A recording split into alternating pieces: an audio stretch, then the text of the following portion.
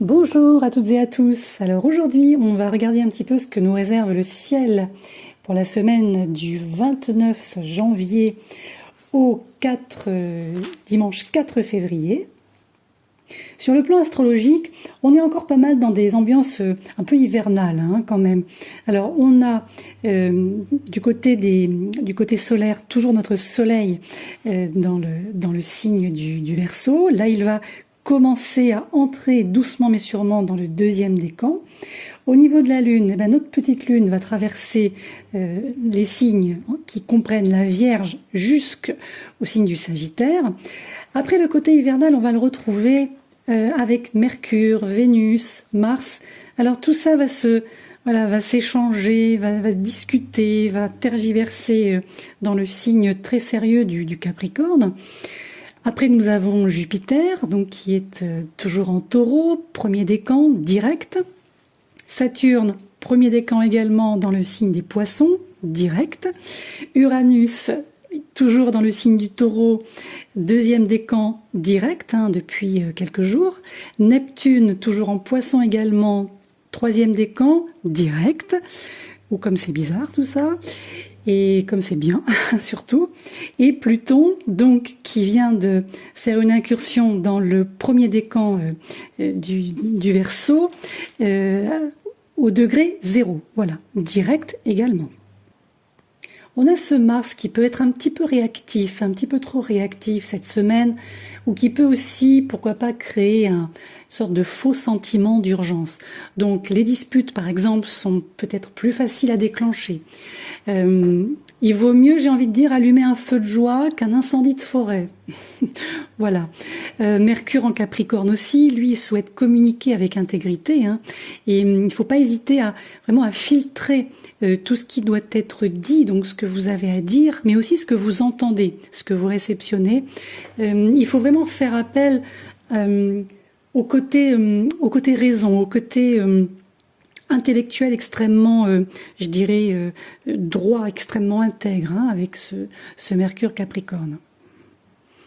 Après, comme je vous disais, une période un peu encore hivernale, ce qui est normal, même si la plupart des planètes sont, disons quand même en station directe, ce qui est très bien.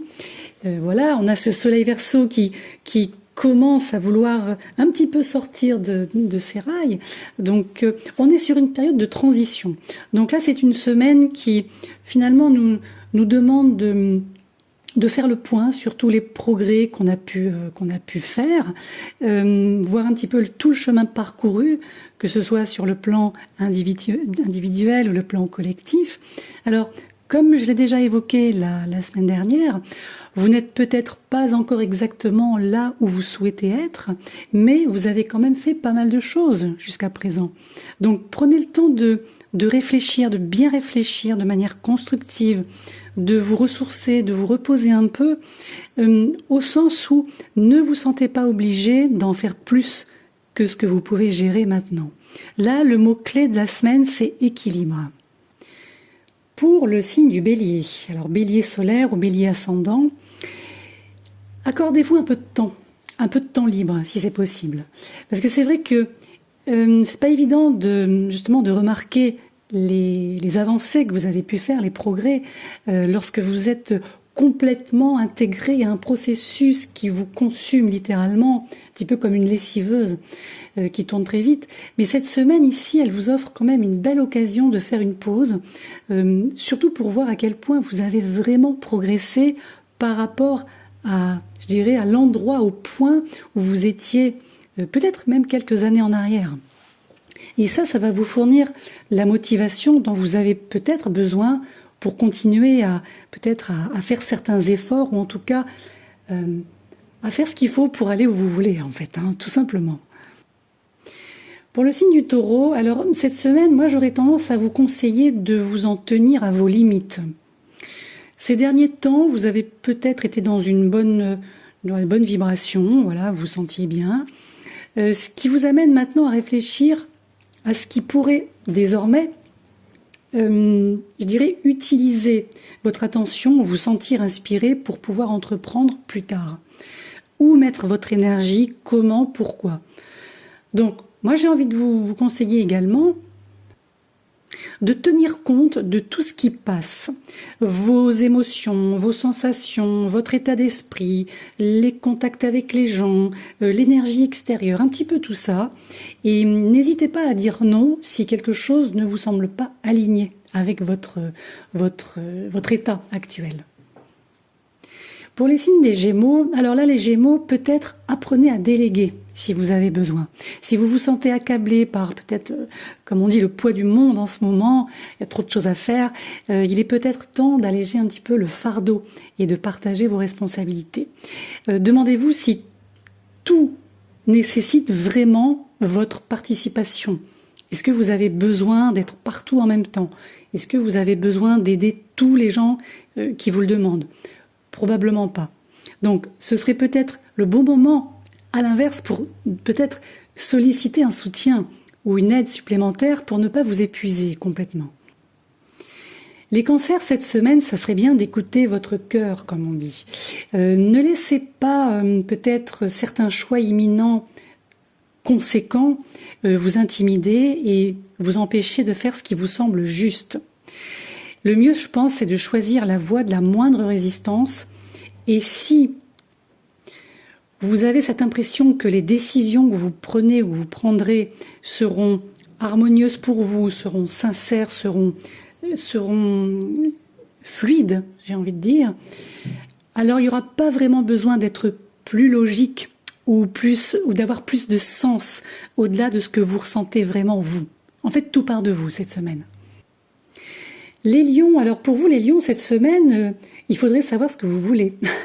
C'est-à-dire que il est un peu difficile de savoir dans quelle direction se diriger, en général, et vous, surtout si vous ne savez pas encore exactement où vous voulez aller, ce que vous voulez faire, et comment et pourquoi.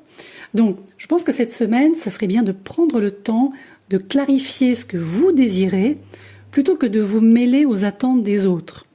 C'est à partir de ça que vous pourrez, je pense, définir un objectif bien précis. Les Vierges, alors cette semaine, votre endurance, votre persévérance devrait commencer à porter des fruits.